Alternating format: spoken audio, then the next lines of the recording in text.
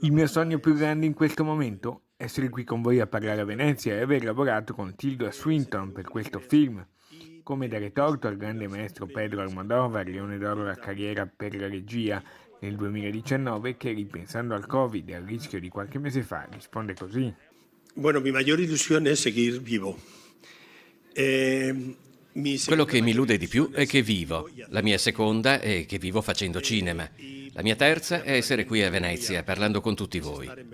Assieme alla mia principale illusione, cioè l'essere vivo, c'è quella di lavorare con Tilda. È un privilegio. Es estar vivo y trabajando con Tilda Swinton. 2 Leoni d'Oro alla carriera insieme alla Mostra, il Festival della Ripartenza a fretta e, a lungo atteso, ora che è iniziato non vuole perdere tempo.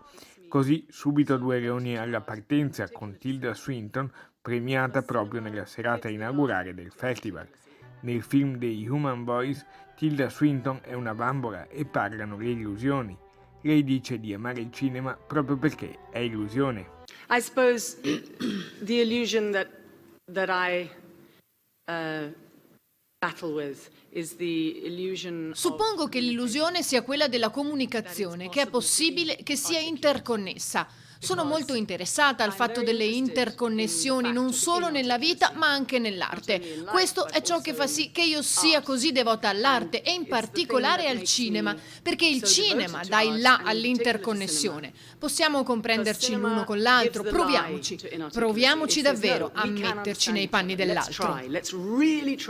Oggi i primi 2 film del concorso principale, domani il primo titolo italiano in gara a Venezia 77.